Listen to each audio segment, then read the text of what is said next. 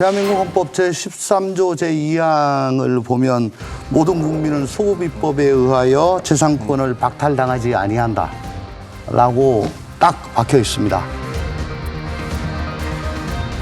헌법에 이렇게 나와 있습니다. 이 LH 사태가 터지자마자 여론이 굉장히 악화가 됐고 내부 정보를 활용해서 혹은 선제적으로 투기한 그 이익에 대해서는 소급표를 적용해서라도 패가망신 시켜야 된다, 몰수 추징을 하겠다. 투기와 부패, 조직적 은폐 등이 있다면 한 점 의혹 없이 밝히고 일벌 100개 해야 합니다. 공직자의 부동산 투기는 패가망신으로 귀결된다는 것을 확실히 보여줘야 합니다. 부당하게 얻은 이득은 반드시 환수되도록 하여 다시는 그와 같은 시도가 발붙이지 못하도록 하겠습니다. 법을 그렇게 바꾼다면은 그거는 이제 제가 담당을 할 수밖에 없는데 속으로 이제 저는 저거 안 될 건데 저렇게 막 얘기를 하면 어떡하지?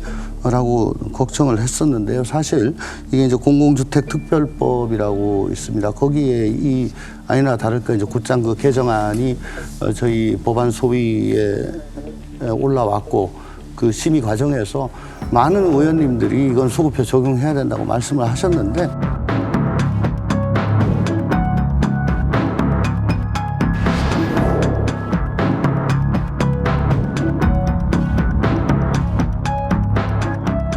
저는 이게 얼마나 반헌법적인지를 장시간 말씀을 드렸고 그래서 어렵사리 관철을 했는데 지난 화요일 날 하고 수요일 날 아침까지 언론에서 친일파가 아니기 때문에 이거는 몰수 추징을 못한다 이런 제목으로 계속 나가면서 비난하는 그런 보도가 계속 나왔습니다. 언론도 사실은 이 내용을 좀 보고 모두가 돌 던진다고 할 때 같이 돌 던지지 않았다. 그러면 너는 돌 맞아야 되는 사람하고 같은 편이냐. 이렇게 몰아가는 거는 맞지 않는다고 봅니다. 이 헌법을 위반해서까지 그러면 이 법을 만들어야 된다. 이렇게까지 국민이 우리한테 입법권자한테 그 권한을 준 건 아니지 않습니까? 헌법이 있는데요. 헌법을 어떻게 뛰어넘습니까? 사실은 저는 이제 정우천 의원님이 정말 대단하시다고 저 생각하는 게 뭐냐면 분노를 이쪽으로 지금 끌고 가기 위해서 막 부랴부랴 들고 나왔지 않습니까? 헌법 정신이고 뭐고. 그럼 이 분노를 이렇게 가는 물꼬를 딱 떠났는데 지금 거기에 가서 서서 이 길은 아닙니다라고 지금 혼자서 그걸 지금 막고 계시는 거예요. 근데 헌법에 만약에 이 규정이 없다고 하더라도 만약에 이런 소급 입법을 만들면 그건 우리나라는 문명 국가가 아니고 그건 야만 국가라는 뜻입니다. 인류가 2000년 동안 모든 형사소송 제도, 헌법 제도 이런 거 다 만들어 놓고 나서 궁극적으로 알게 된 것 중에 소급 입법하면 안 된다. 유추 해석하면 안 된다. 이거는 헌법보다 더 위에 있는 가치라고 보시면 되는 거예요. 그 가치에서부터 헌법이 만들어지는 거고 거기에 따라서 국가 권력이 분산되는 거거든요. LH에서 일어났던 이 부동산 투기 문제가 소급 입법 한다고 해서 그걸 안 만들어 가지고 이게 이 투기가 일어난 겁니까? 그거 아니잖아요.